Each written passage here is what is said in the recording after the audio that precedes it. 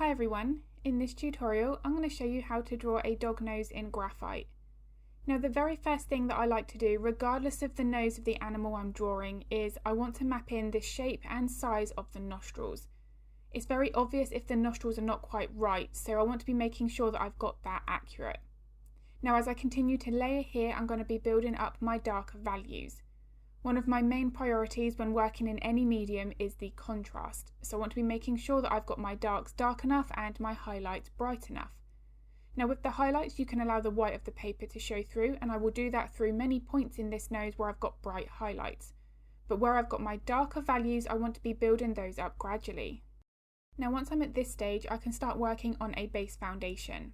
Now I'm using graphite powder and a small paper blending stump, and this is giving me a really nice soft layer right from the very beginning. Now of course you can use your graphite pencils for that base layer, but you are going to have to use more blending techniques on top of that in order to get the same softness. Now the reason I like to work with a softer layer here is because this is helping for me to create more of that rounded three-dimensional shape. I don't want to have any harsh start and stop points. One of my main priorities is making sure that I've got the impression of where the nostril is curving over the front surface of the nose, and then eventually it starts to curve over the top surface where you've got that larger, lighter highlight. So I want to be making sure that I'm always moving my pencil to replicate that. Now as I continue to layer here, I'm also now, like with the nostrils, building up my darker values in stages. This is something that I really do focus the real-time tutorials on, because the layering process makes a massive difference to what depth and realism is achieved. Now as I've been building up my values here, you can see for the lower highlight I'm working around that and allowing the white of the paper to show. But I am adding little tiny darker flecks within that area so that I've created more of a natural highlight. I haven't allowed it to be one solid lighter shape. Now of course this is going to vary depending on the reference photo. Some highlights may be larger and more of a solid white colour, but this is something to pay very close attention to in that reference photo. Now as I start to work on the top surface, this is where the shape and how we are moving the pencils and positioning the lights and the darks has a real big impact with what three-dimensional shape the nose has. Now the three-dimensional aspect of a portrait is also achieved through the use of contrast. So if I have all of my lights and darks in the right place, but my highlights aren't bright enough or my darks aren't dark enough, then that means that my three-dimensional look of the portrait is going to be less. It's going to have more of a flatter two-dimensional feel. So as I start to work with my erasers here and pulling in more highlights, this is where I'm establishing more of that shape and form. So now that I've got more of the nose drawn in, you can really see how the placement of the main highlight at the top has such a big role in the shape of the nose. Now if that lighter highlight was pushed down lower towards the front section of the nose, then that obviously is going to make the top section of the nose look wider. Now this is going to massively affect the proportions, and it doesn't matter what it is that we're drawing. This would be the case for eyes, noses, fur, whatever it may be. The placement of the highlights and shadows are really important. Now when it came to working on the fur part of this study, I really wanted to focus on how to create the lighter details over a dark base foundation. Now in order to create the highlights like this, when working with graphite, the layering process is really important. Now my preference is to still work with a fairly dark base layer. Now if the layering process is correct, then the highlights that we add on top can still be visible even if the base foundation is exceptionally dark. Now there are a couple of ways to achieve these finer, lighter highlights. You could draw around those and allow the white of the paper to show through, but as you can see from the drawing in the corner, that would be very time consuming because of how many lighter hairs there are. You've also got the option where you could use an embossing tool and indent the paper, and when you apply your graphite over the top, the pencils are not able to go into the deeper dents or the grooves in the paper that you've created. Now I don't like that effect because it does look like the paper has almost been damaged, so I prefer not to use that technique. My preference, as you can see here, is I'm applying my darker pencils, I'm building up those layers gradually, and then I'll come in with my erasers to pull in those highlights. Now when I visualise a reference photo and I'm looking at the fur, I feel like I want to be drawing in the same way that I can see it naturally in that photo. Now what I mean by that is I like to work with a darker base foundation and then pull in the highlights on top. Now when you work with graphite, obviously there is a bit more of a risk of not being able to lighten those highlights completely. So in that situation, you could allow the lighter layers to be more visible add your highlights and then darken up around them. That's something that I do many times throughout different projects depending on the reference photo that I'm working from. Now I've got lots of videos here on YouTube where I'm adjusting the layering technique depending on how light or dark the fur is, so I'll link a couple of those in the description below if they're of interest. Now another video that I will link in the description below is my top tips for drawing realistic fur in graphite. In that video I speak about many different things, one of which is pencil technique. Now there's 3 things that I like to focus on when using the pencils. That's the fur length, fur thickness and fur direction.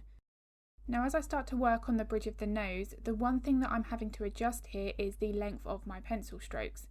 Now the length of the pencil strokes is going to be determined by the coat that we're drawing. So a Labrador's nose and the bridge of the nose there, it's going to be very different to something like a cockapoo.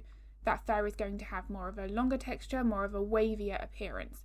So we want to be making sure that we are adjusting how we're moving that pencil, the length of those pencil strokes, depending on the fur type that we're drawing. Now the direction of those pencil strokes, as you can see here, they're not random. Just like what I mentioned with the placement of the highlights and shadows on the nose, the direction of the pencil strokes for fur help to also increase that 3-dimensional look of the drawing.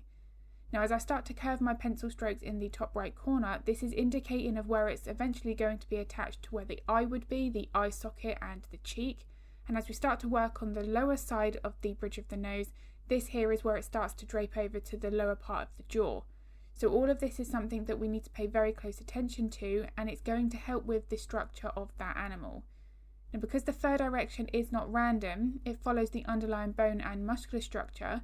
If we don't replicate the fur direction accurately, then we can actually change the shape of the face. Now if that happens and we're working particularly with pet portraits, it's not going to resemble that pet as much as it should. So obviously this is something that could be very detrimental to how that portrait looks when finished. Now as I'm working with the first and second layer with the pencils, you can really see how even at this stage I'm establishing the fur direction.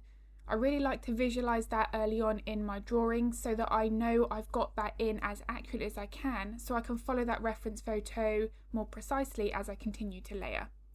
Now of course if we do make a mistake we can easily correct that through the layering process, but if we study that reference photo closely early on, we're less likely to have those mistakes happen throughout that process.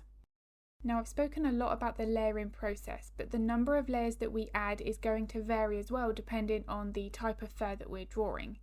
Now even if I'm working on something like this which is shorter fur, and then on the other end of the scale where it's longer wavy fur, the number of layers that I'm adding is anywhere potentially between 10 and 15.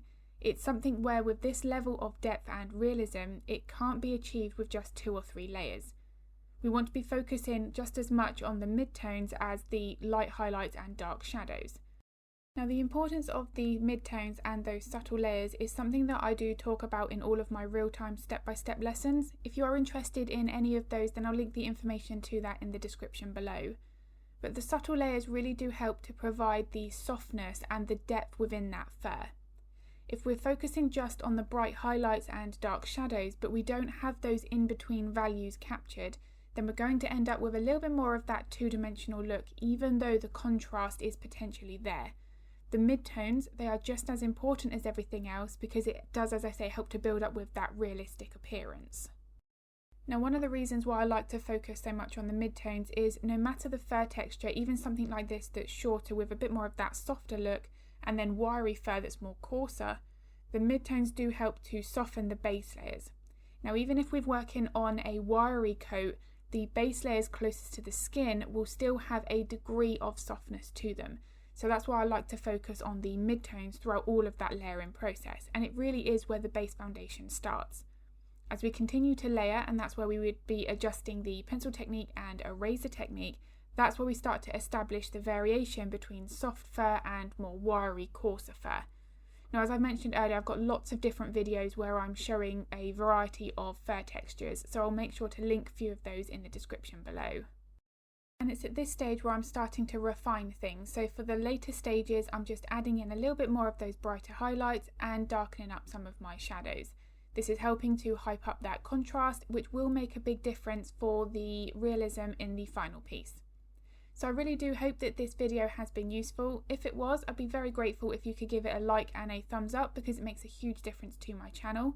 I also upload a couple of videos to YouTube every week, so if you would like to get notified of that content, then don't forget to hit the subscribe and the bell button.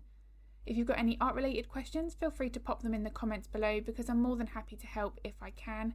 And I'm going to be uploading another video at the end of the week, but as always, thank you so much for watching.